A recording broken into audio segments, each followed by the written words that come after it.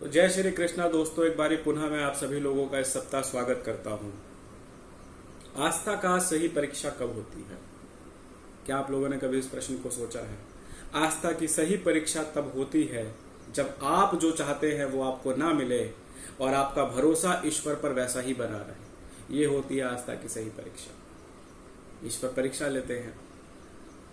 तो दोस्तों, पठन, चिंतन और मनन के इस क्रम को आगे बढ़ाता हुआ मैं आपका दोस्त अदित मिश्रा आज आगे बढ़ता हूं और श्रीमद् भगवद गीता के 15वें अध्याय की तरफ यानी कि पंचदशो अध्याय की तरफ जो है हम आगे प्रस्थान करते हैं। अभी तक हमने 14 जो अध्याय है, हमने अभी तक 14 अध्यायों का जो है वो स्मरण किया है, आप लोगों के संग साझा किया है। 15वें अध्याय के बारे में संक्षेप में मैं थोड़ा सा बताता चलता हूं। 15वें अध्याय में श्री भगवान ने इस पूरे संसार को जो है वो पीपल के वृक्ष के समान जो है वो समझाया है, पीपल के वृक्ष के समान माना है पूरे संसार को। और वो कहते हैं, श्री भगवान आगे इस अध्याय में बताते हैं कि मनुष्य योनि को छोड़ के बाकी जो योनियां हैं वो भोगने के लिए है। सिर्फ एक मनुष्य योनि एक ऐसी योनि है जो कर्म के आधार पर बंधी हुई है। जैसे कि हमने पिछले अध्याय में बताया था, रजोगुण, सतोगुण और तपोगुण के बारे में हमने चर्चा की थी। तो सिर्फ एक मनुष्य योनि एक ऐसी योनि है जो कर्म के आधार पर बंधी हुई है, जो कर्म के आधार पर भोगती है।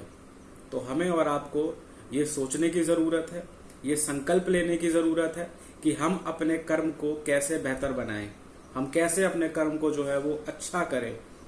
तो इसी वजह से जो है हम श्रीमद् भगवद गीता की इस यात्रा में हैं कि हम प्रेरित हो सके और अपने कर्म को जो है वो बेहतर बना सके। आगे चलते हैं श्रीमद् भगवद गीता के पंचदशोध्याय का पहला श्लोक, जो कि श्री भगवान के द्वारा कहा गया है। ऊर्ध्वमूलम अधः शाखम अश्वत्थम प्राहु अव्ययम छंदासि यसा पणानि च तमा वेदा सा वेदवती। श्री भगवान कहते हैं कि आदि पुरुष परमेश रूप मूल वाले ब्रह्मा रूप मुख्य शाखा वाले जिस संसार रूप पीपल के वृक्ष को अविनाशी कहते हैं तथा वेद जिसके पत्ते कहे गए हैं, उस संसार रूप वृक्ष को जो पुरुष मूल सहित तत्व से जानता है वह वेद के तात्पर्य को जानने वाला है। ये बात याद रखिएगा। एक महत्वपूर्ण बात मैं उसमें बता दूं कि श्री भगवान ने जो है पीपल के वृक्ष को अविनाशी कहा है। इसमें दो चीजों को ही श्री भगवान ने अविनाशी कहा है, एक पीपल के वृक्ष को संसार का रूप मान के और दूसरा वेदों को कहा है। आगे देखते हैं, आगे कहते हैं कि उस संसार वृक्ष के तीनों गुणों वाले जल के द्वारा बढ़ी हुई और विश्व भोग रूप कोपल वाले देव, मनुष्य, तिर आदि योनि रूप शाखाएं नीचे और ऊपर सर्वत्र फैली हुई हैं तथा मनुष्य लोक में कर्मों के अनुसार बांधने वाली अहंता, ममता, वासना रूप जड़ें भी नीचे और ऊपर सभी लोकों में व्याप्त हो रही हैं। जैसा कि मैंने आपको अभी बताया कि मनुष्य योनि ही एक ऐसी योनि है जो कि कर्म के आधार पर बंधी रहती है।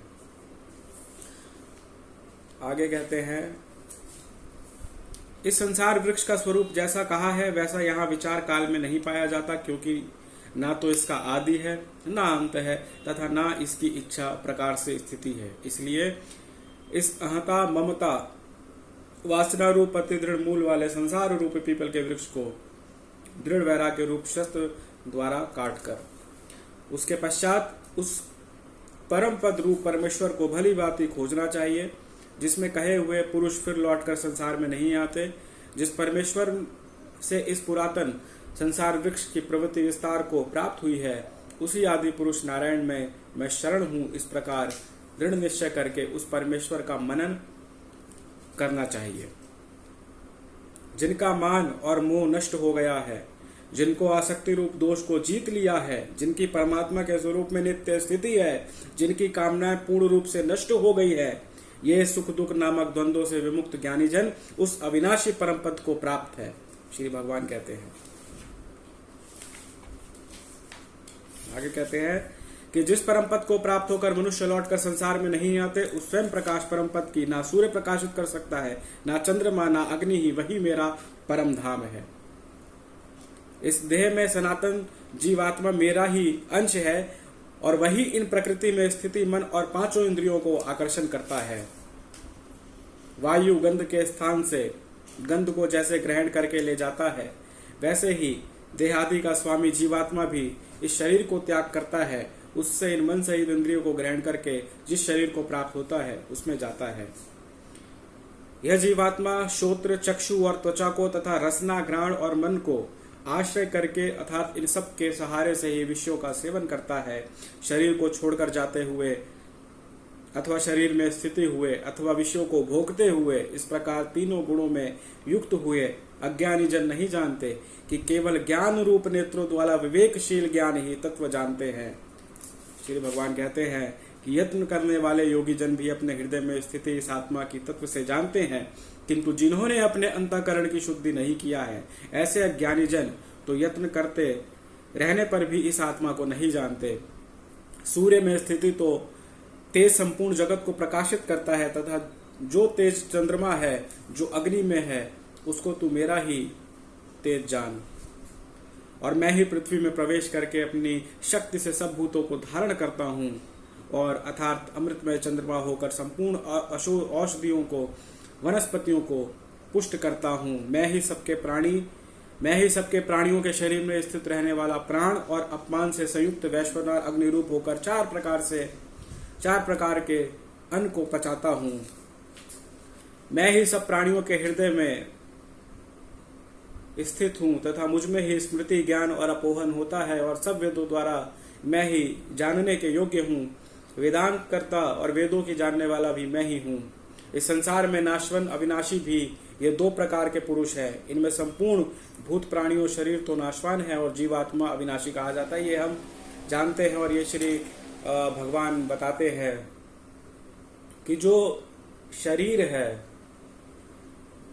वो तो नाशवान है। ये बात हम सब लोग जानते हैं कि जो शरीर है वो नाशवान है, लेकिन जो जीवात्मा है वो अविनाशी है। तो इसी बात को जो है वो श्री भगवान इस अध्याय में बताते हैं और आगे कहते हैं कि इन दोनों से उत्तम पुरुष तो अन्य ही है जो तीनों लोकों में प्रवेश करके सबका धारण पोषण करता है। एवं अविनाशी परमेश्वर और परमात्मा इस प्रकार कहा गया है क्योंकि मैं नाशवान जड़वग क्षेत्र से तो सर्वथा अतीत हूँ और अविनाशी जीवात्मा से भी उत्तम हूँ, इसलिए लोक में वेद में पुरुषोत्तम नाम से प्रसिद्ध हूँ। हे भारत, तो ज्ञानी पुरुष मुझको इस प्रकार तत्व से पुरुषोत्तम जानता है, वह सर्वत्र पुरुष सब प्रकार से निरंतर मुझ वासुदेव परमेश्वर को ही भजता है। हे निष्पाप अर्जुन, इस प्रकार यह अति रहस्य युक्त गोपनीय शास्त्र मेरे द्वारा कहा गया है। इसको तत्व से जानकर मनुष्य ज्ञानवान और कृतार्थ हो जाता है। तो इसी के साथ जो है वो श्रीमद् भगवद गीता का 15वां अध्याय यहाँ पर हम लोग जो है वो 15वां अध्याय यहाँ पर हम लोग खत्म करते हैं। आगे 16वें अध्याय की तरफ अगले सप्ताह बढ़ेंगे। और जो ये अंतिम श्लोक है, एक तरीके से देखा जाए बात समझने वाली है कि ये जो बातचीत हुई श्रीमद् भगवद गीता की कृष्ण और अर्जुन के बीच में हुई और एक तरीके से ये गोपनीय था। भाई अर्जुन ने पूछा, कृष्ण ने बताया, लेकिन आखिरी जो अंतिम जो श्लोक अभी 15वें अध्याय का हमने पढ़ा, उस श्लोक को मैं दोबारा हिंदी अनुवाद उसका दोबारा मैं पढ़ता हूं, जरा यहाँ पे ध्यान दीजिएगा कि हे निष्पाप अर्जुन, इस प्रकार यह अति रहस्य युक्त गोपनीय शास्त्र मेरे द्वारा कहा गया है। इसको तत्व से जानकर मनुष्य ज्ञानवान और कृतार्थ हो जाता है। ये गोपनीय बात हो तो कृष्ण और अर्जुन के बीच में रही थी, लेकिन इसको जो पढ़ेगा, इसको जो समझेगा, वो इसके ज्ञान से प्रकाशित होगा, वो इसको पढ़कर जो है वो कृतार्थ होगा। और यही श्रीमद् भगवद गीता ही एक ऐसा माध्यम है, एक ऐसा रास्ता है कि जिसमें सभी समस्याओं का जो है वो समाधान है। और जैसा कि मैंने पहले भी कहा था, मैं फिर से दोहरा रहा हूं कि मनुष्य योनि ही एक ऐसी योनि है जो कर्मों के आधार पर बंधी हुई है। आपके कर्म तय करेंगे कि आपको कैसे भोगना है। तो अपने कर्मों को बेहतर बनाइए, श्रीमद् भगवद गीता को पढ़िए, पठन चिंतन मनन करिए। जितनी बार पढ़ सकते हैं उतनी बार पढ़िए, जितनी बार पढ़ेंगे नया ही आएगा, कुछ नया सीखने को मिलेगा। तो हम आज श्रीमद् भगवद गीता के 15वें अध्याय को हमने यहाँ पे पढ़ा। 16वां जो अध्याय है वो हम अगले सप्ताह शुरू करेंगे। तब तक के लिए ध्यान रखिए, मुस्कुराते रहिए, हमारे चैनल को देखते रहिए। अभी तक जिन लोगों ने सब्सक्राइब नहीं करा है वो सब्सक्राइब भी कर लें और इस यात्रा में हमारे संग जुड़े। जय श्री राधे।